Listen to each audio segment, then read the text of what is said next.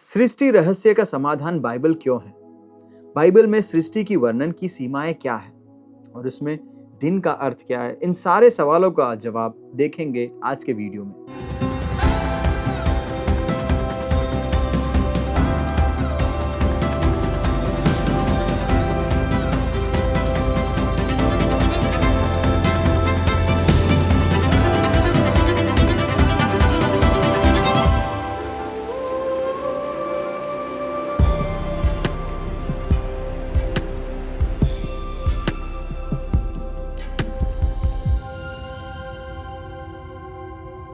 Bible पाठशाला अध्ययन श्रृंखला में सारे भाई बहनों का हार्दिक स्वागत है।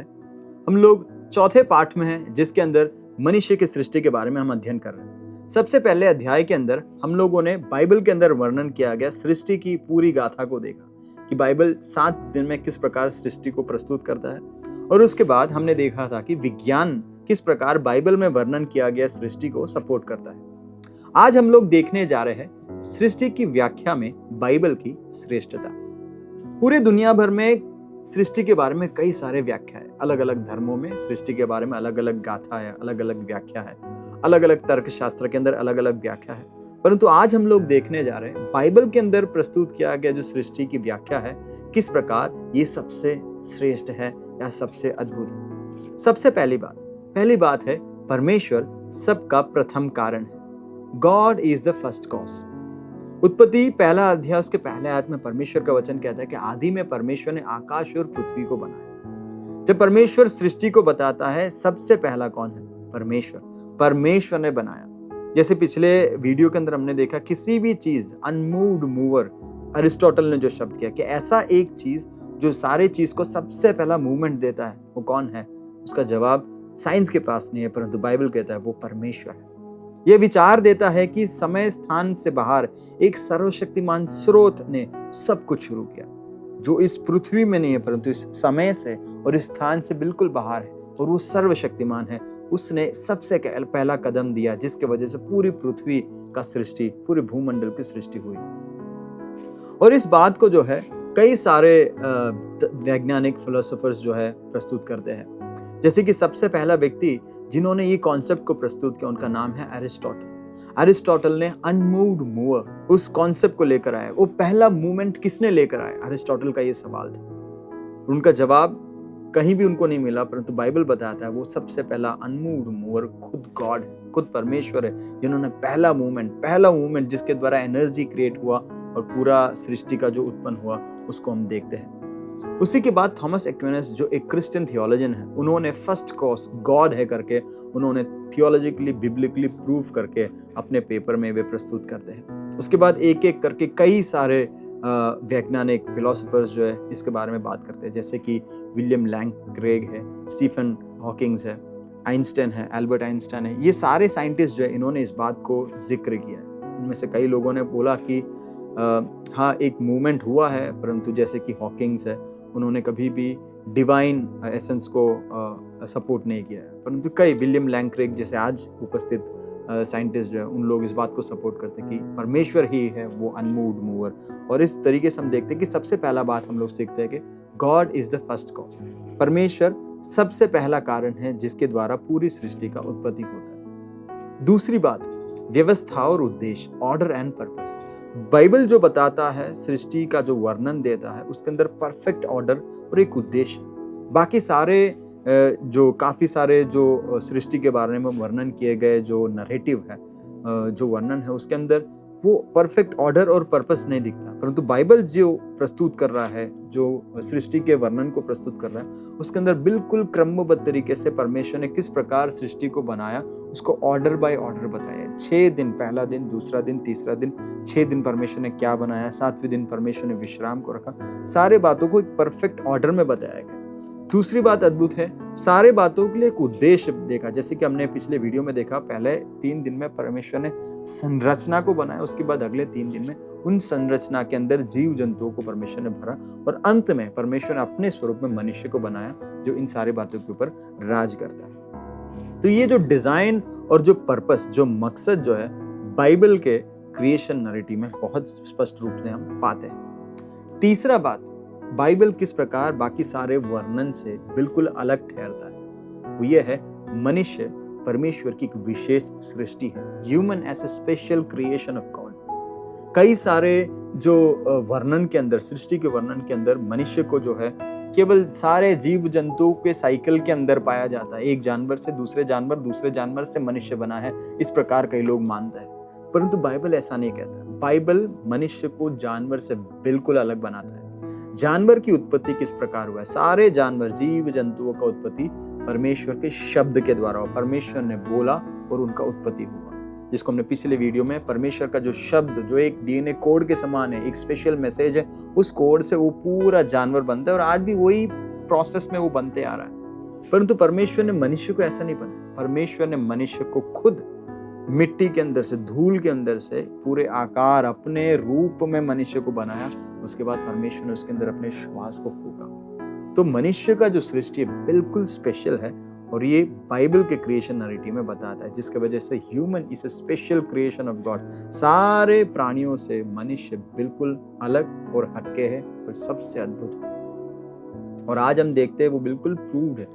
इतने जमानों की संस्कृति, सिविलाइजेशंस को देख लो, सभी के अंदर हम देखते हैं मनुष्य ही केवल ऐसा एक प्राणी है जो सारे युगों में बढ़ता बढ़ता क्रिएटिव, गॉड का क्रिएटिव माइंड मनुष्य के अंदर है और मनुष्य बढ़ते जा रहा है। चौथी बात, बहुत ही महत्वपूर्ण बात है जिसे हमें समझना जरूरी है, जो बाइबल के क्रिएशन नैरेटिव को बाकी सारे नैरेटिव से बिल्कुल अलग करता है। चौथा बात है कैसे नहीं, क्यों का जवाब है। बाइबल के अंदर जो बताया गया क्रिएशन नैरेटिव है, किस प्रकार सृष्टि का उत्पन्न हुआ, किस प्रकार सृष्टि हुआ, वर्णन जो हुआ है, वो कैसे का जवाब नहीं देता है, परंतु क्यों का जवाब देता है। प्रसिद्ध वैज्ञानिक धर्मशास्त्री जिनका नाम है जॉन पॉकिनहोर्न, उन्होंने ये कहा, विज्ञान ये समझाता है कि चीजें कैसे होती है, धर्म ये बताता है कि वे क्यों होती है, उनके मायने क्या है। जो विज्ञान जो बताता है चीजें कैसे होती है, परंतु क्यों हुआ, उसका जवाब विज्ञान के पास नहीं है। परंतु बाइबल बताता है चीजें क्यों हुई, विज्ञान बताता है कि चीजें कैसे हुई। बाइबल का वचन उत्पत्ति की पुस्तक पहले अध्याय के अंदर ही हम देखते हैं, वहां पर स्पष्ट तरीके से देखते हैं कि परमेश्वर पूरे भूमंडल की सृष्टि अपने शब्द से करता है। शब्द के द्वारा परमेश्वर मनुष्य को सृष्टि करता है। तो ये बात को हमें समझना जरूरी है। बाइबल के अंदर परमेश्वर ने ये जो क्रिएशन नैरेटिव रखा है, परमेश्वर ये बताने के लिए नहीं दिया गया है कि कब हुआ और कैसे हुआ, नहीं, उसका क्लियर। बाइबल एक थियोलॉजिकल बुक है, धर्मशास्त्र पुस्तक है। परमेश्वर मनुष्य की सृष्टि की उद्देश्य को बता रहा है, क्यों परमेश्वर ने मनुष्य को बनाया और किसने बनाया, वो बात वहां पे बिल्कुल स्पष्ट है। मतलब सृष्टि के वर्णन के अंदर किसने बनाया, परमेश्वर ने बनाया। क्यों बनाया, परमेश्वर के साथ की संगति के लिए परमेश्वर ने मनुष्य को बनाया, एक उद्देश्य को बताया। परंतु कैसे बनाया और कब बनाया, इसके बारे में बाइबल साइलेंट है, क्योंकि वो उसका उद्देश्य नहीं था। पांचवा बात, जो क्रिएशन नैरेटिव, जो बाइबल के अंदर सृष्टि का वर्णन है, उसकी श्रेष्ठता क्या है, वो ये है आस्था के साथ तालमेल, कंसिस्टेंसी विद फेथ। बाइबल के अंदर जो सृष्टि का वो जो वर्णन है, पूरे बाइबल के विश्वास का निचोड़ और नेव है। बाइबल के कोई भी सिद्धांत ले लो, उसका नेव जो है वो आपको सृष्टि के इस वर्णन के अंदर पाया जाता है, इस क्रिएशन नैरेटिव में पाया जाता है। जैसे कि बाइबल के विश्वासियों को आप पूछो कि पाप का प्रवेश कहाँ हुआ, कैसे हुआ, उसका जवाब एदन वाटिका में मिलता है, आदम और हव्वा के वहां पर मिलता है। दूसरा सवाल अगर आप पूछ लो, उद्धार कैसे पाया जाए, उसका जवाब भी आपको क्रिएशन नैरेटिव में मिलता है। जब आदम और हव्वा नग्न थे, परमेश्वर ने एक मेमने को बलिदान किया, एक जानवर को बलिदान किया और उनके नग्नता को ढाका, मतलब उनके नग्नता के लिए एक जानवर का बलिदान होना। तो वो जवाब भी जो है, उद्धार का भी जो मूलभूत जवाब जो है, वो सृष्टि के वर्णन में पाया जाता है। तीसरा महत्वपूर्ण सवाल कि मनुष्य का अनंत उद्देश्य क्या है, उसका जवाब भी एदन वाटिका में आपको मिलेगा। जैसे आप एदन वाटिका के एक कथन को, जब उत्पत्ति के पहले 2-3 अध्याय को पढ़ते हैं, 1-2-3 अध्याय के अंदर स्पष्ट बताया गया है कि परमेश्वर ने सांप को जो है, सर्प को जो है श्राप दिया और अंत में ये कहा कि स्त्री का संतान तेरे सर को कुचलेगा और तू उसके एड़ी को ढसेगा। स्त्री का संतान उस मसीहा को दर्शाता है जो अंत समय में आने वाला है, उद्धार को देने वाला है और उसके द्वारा पूरे मनुष्य जाति का उद्धार होगा। और एक अनंत योजना परमेश्वर का जो है वहां पर बिल्कुल स्पष्ट तरीके से सृष्टि के वर्णन में ही प्रस्तुत किया जाता है। तो ये बात बताता है कि ये केवल ऐसे एक नरेटिव नहीं है, एक गाथा, चलो क्रिएशन कैसा हुआ, सृष्टि कैसा हुआ, इसके लिए कुछ एक स्टोरी बनाना ऐसे करके बना हुआ नहीं, ये मनुष्य जो बाइबल के विश्वास करने वाले सारे लोगों के लिए विश्वास का नींव और आधार है, और उसी के ऊपर सारे सिद्धांत को हम लोग बाइबल बनते हुए देखते हैं। तो कंसिस्टेंसी विद फेथ, जो सृष्टि का वर्णन जो है मसीह विश्वास के आस्था के साथ बिल्कुल मेल खाता है। छठी बात, पिछले वीडियो के अंदर हमने इसको काफी विस्तार रूप में अध्ययन किया था, किस प्रकार आज का विज्ञान जो है बाइबल में वर्णन किया गया सृष्टि का वर्णन के साथ बिल्कुल मेल खाता है। हमने अलग अलग 5 शाखाओं को देखा था। अगर आपने वीडियो नहीं देखा, आप पिछले वीडियो को जाकर दे सकते हैं, जिसमें हमने स्पष्ट रूप में बताया कि किस प्रकार विज्ञान के अलग अलग शाखा जो है बाइबल में सृष्टि के वर्णन के साथ मेल खाता है। जैसे कुछ एग्जाम्पल मैं आपको याद दिलाना चाहता हूँ। बिग बैंग थियरी जो है, एक विस्फोट अचानक में हुआ और पूरे भूमंडल की सृष्टि हुई। वही बात परमेश्वर का वचन बताता है, परमेश्वर का शब्द के द्वारा पूरा भूमंडल का सृष्टि होता है। और एक बात हमने दूसरा देखा था कि सरल से जटिल स्टेज जो अपग्रेड होता है, उसी प्रकार जो है जैसे साइंस बताया उसी प्रकार क्रिएशन नैरेटिव में बताया गया। अगर आप इसके बारे में और गहराई में अध्ययन करना चाहते हैं, आप पिछले वीडियो को देख सकते हैं। 7वां पॉइंट, 7वां अद्भुत बात, किस प्रकार बाइबल के अंदर बताया गया सृष्टि का वर्णन श्रेष्ठ है, वो ये है हिस्टोरिकली एंड थियोलॉजिकली कंसिस्टेंट, ऐतिहासिक और धार्मिक तौर पर स्थिरता। परमेश्वर के वचन को जब हम नए नियम में अध्ययन करते हैं, जब गॉस्पेल्स सुसमाचार के एक सुसमाचार को पढ़ते हैं और पत्रियों को पढ़ते हैं, जहाँ पर यीशु मसीह खुद जो है उत्पत्ति के उस वर्णन को प्रस्तुत करते हैं, जब प्रेरित लोग एक एक सुसमाचार को और एक एक मसीही सिद्धांत को प्रस्तुत करते हैं, उन लोग भी उसी तरीके से उत्पत्ति के उन वर्णन को प्रस्तुत करते हैं। जैसे अगर आप बाइबल पढ़ते हैं, मत्ती रचित सुसमाचार 19:4, मरकुस 10:6, इब्रानी की पत्री 11:3, रोमियो की पत्री 5वां अध्याय उसका 12वां आयत, पहला कुरिन्थियों की पत्री 15वां अध्याय उसका 21 और 22, इन सारे आयतों के अंदर लेखक जो है पवित्र आत्मा से प्रेरित होकर जब मसीह सिद्धांत को लिखते हैं, उन लोग उस सृष्टि के वर्णन के साथ तुलना करते हैं और वहीं से उस अर्थ को लेते हैं। मतलब क्या बताया गया है कि ऐतिहासिक तौर पर 2000 साल पहले जो ये पत्री आज से लिखे गए थे, उन लोगों के पहले 4000 साल 5000 साल पहले के सृष्टि के वर्णन को वहां पर प्रस्तुत कर रहे हैं। आठवां बात है दार्शनिक सिद्धांतों के साथ सहमति। ऐसे कई सारे दार्शनिक सिद्धांत है, फिलोसॉफिकल आइडियाज है, उसके साथ परमेश्वर के वचन में दिया गया सृष्टि का वर्णन का सहमति है। जैसे कि कॉस्मोलॉजिकल आर्ग्यूमेंट्स के अंदर हम लोग देखते हैं कि अलग अलग तर्क, जैसे कि बिग बैंग थियरी हो गया है, ऐसे कई सारे थियरीज जो बताए गए फिलोसॉफिकल थियरीज के साथ परमेश्वर के अंदर बताया गया क्रिएशन नैरेटिव मैच करता है, मेल खाता है। 9वां और अंतिम बात जो है विज्ञान से परे मानव मूल्य। विज्ञान जो क्रिएशन के लिए जो एवोल्यूशन का कॉन्सेप्ट देता है, केवल बताता है कि किस प्रकार इवॉल्व हो गया, कोई मूल्य नहीं देता, परंतु मनुष्य के लिए क्या मूल्य है और मनुष्य के लिए क्या आधार है, सृष्टि परमेश्वर ने बनाया, उसके कई मूलभूत आधार जो है परमेश्वर का ये सृष्टि का वर्णन प्रस्तुत करता है। पहली बात है एक नैतिक आधार, मोरालिटी। विज्ञान कभी भी मोरालिटी को प्रस्तुत नहीं करता, परंतु परमेश्वर के वचन में लिखा गया परमेश्वर के स्वरूप में मनुष्य को बनाया गया। मतलब जो नैतिकता ईश्वर के अंदर, परमेश्वर के अंदर था, वही नैतिकता परमेश्वर ने मनुष्य के अंदर दिया। चाहे हम लोग जब जीवन जीते हैं, हम लोग जानवरों के समान नहीं जी सकते, क्योंकि हमको ईश्वर के समान, परमेश्वर के समान नैतिक जीवन जीने के लिए परमेश्वर ने बनाया। तो ये नैतिकता का जो अर्थ है, आधार जो है, किस प्रकार हमें मिलता है सृष्टि के वर्णन के अंदर। दूसरी बात है कि मानव अधिकार, सारे मनुष्य को जीने के लिए अधिकार है। क्यों? क्योंकि हर एक मनुष्य जो है परमेश्वर के स्वरूप में बनाया गया, चाहे कोई भी रंग का हो, चाहे कोई भी भाषा बोलता हो, चाहे दुनिया में उसको कोई भी जाति के अंदर वर्गीकृत किया गया हो, तो भी हर मनुष्य का एक मानव अधिकार है। क्यों? क्योंकि हर मनुष्य को परमेश्वर के स्वरूप में बनाया गया है, ये बाइबल कहता है। इसलिए मानव अधिकार का भी जो एक आधार जो है इस सृष्टि के वर्णन में प्रस्तुत किया गया। और मनुष्य की गरिमा, मनुष्य के जीवन की गरिमा, मनुष्य की जीवन की गरिमा और उसकी आत्म मूल्य, उसका जो डिग्निटी एंड वर्थ जो है, वो बाइबल का क्रिएशन नैरेटिव देता है कि मनुष्य कोई जानवर नहीं। जैसे कई विश्वास बताते जानवरों में से मनुष्य बन गया, मनुष्य में से जानवर बन गया, नहीं, ऐसा नहीं है। जानवर जानवर है, मनुष्य ईश्वर के स्वरूप में बनाए गए खास परमेश्वर की सृष्टि है, इसलिए उनकी डिग्निटी, इसलिए उनकी गरिमा के सारे जानवरों से बिल्कुल अलग है और वो परमेश्वर के नजर में, सृष्टिकर्ता के नजर में सबसे प्रिय है। चाहे कितने भी वे पाप में हैं, सृष्टिकर्ता परमेश्वर हमेशा यही चाहता है कि वो उस पाप में से निकलकर परमेश्वर की योजना को पूर्ण करे। तो इस प्रकार हम देखते हैं नैतिक आधार, मानव अधिकार, ये सारी बातें जो मूलभूत मनुष्य का, जो समाज का एक एक महत्वपूर्ण बिंदु है, उसका बेस जो है ये क्रिएशन नैरेटिव हमें प्रस्तुत करता है। दूसरी बात ये वीडियो में हम देखने जा रहे हैं कि बाइबल में सृष्टि की वर्णन में कई सीमाएं हैं। 2 सीमा को मैं आपको बताना चाहता हूँ। पहली सीमा यह है कि वैज्ञानिक मॉडल नहीं है।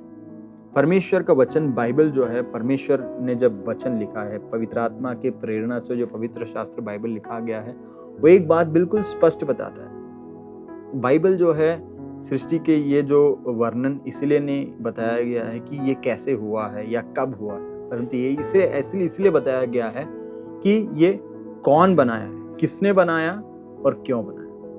ये 2 सवालों का जवाब जो है सृष्टि का वर्णन हमें देता है। तो ये वैज्ञानिक मॉडल नहीं है।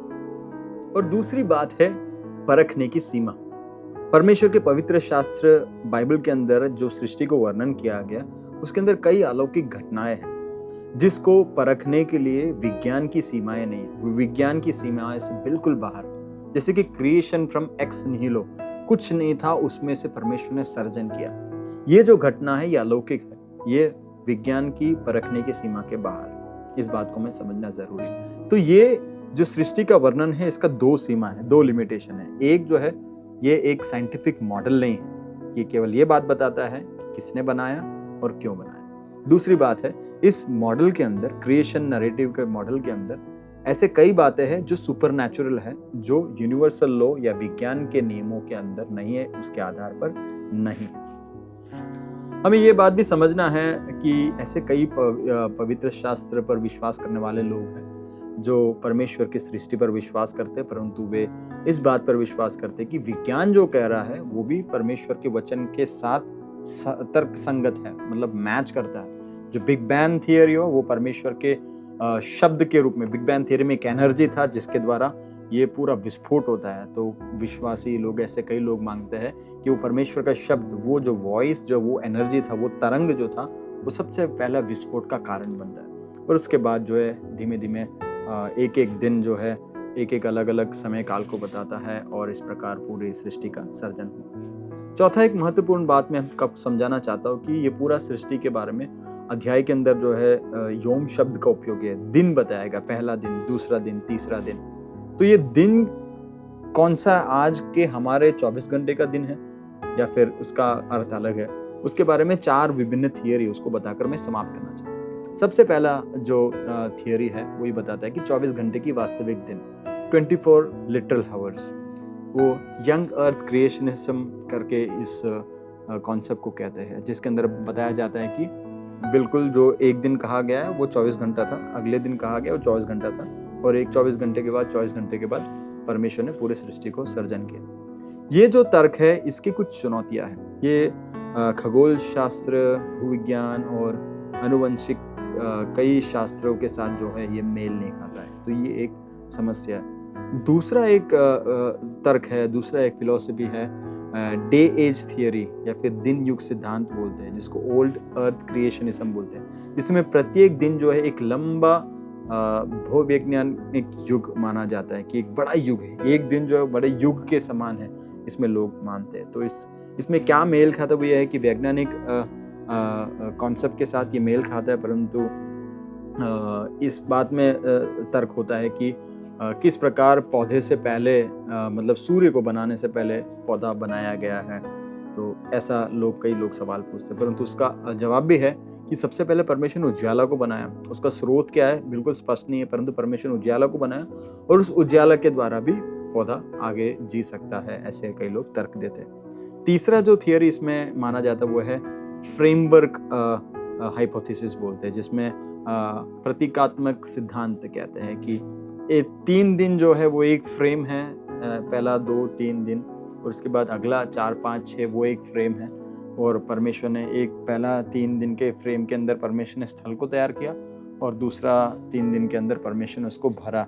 ऐसे करके लोग मांगते हैं। चौथा जो थियरी है वो है ईश्वरीय कार्य सप्ताह या फिर analogical days, divine work week करके बोलते हैं। उसमें है कि वो लोग जो है दूसरा पतरस की पत्री 3 अध्याय उसके 8वें आयत में से वचन को वे लोग लेते हैं, जहाँ पर वचन कहता है, हे प्रियो, यह एक बात तुमसे छिपी ना रहे कि प्रभु के यहाँ एक दिन 1000 वर्ष के बराबर है और 1000 वर्ष एक दिन के बराबर। तो कई लोग इस वचन के आधार पर ऐसे मानते हैं कि एक दिन जो है वो 1000 वर्ष है, और इसके अगर अनुसार देखा जाए तो 6000 साल के अंदर जो है एक दिन जो 1000 है, तो 6 दिन में बनाएगा तो 6000 समय काल लोग कैलकुलेट करते हैं। तो इस प्रकार जो दिन जो शब्द है उसके अलग अलग अर्थ को हम लोगों ने अध्ययन किया है। तो मैं विश्वास करता हूँ ये वीडियो आपके लिए एक आशीष का कारण बना है, और हमने इस वीडियो में हमने अध्ययन किया कि किस प्रकार सृष्टि की व्याख्या में बाइबल की व्याख्या जो है वो काफी श्रेष्ठ है, और मैं विश्वास करते हैं आप सभी के लिए एक आशीष का कारण बने। अगले वीडियो के अंदर हम लोग देखेंगे कि किस प्रकार परमेश्वर ने मनुष्य की सृष्टि की और मनुष्य का खास सृष्टि कैसा हुआ। उन सारे बातों को हम अगले वीडियो में देखेंगे। धन्यवाद।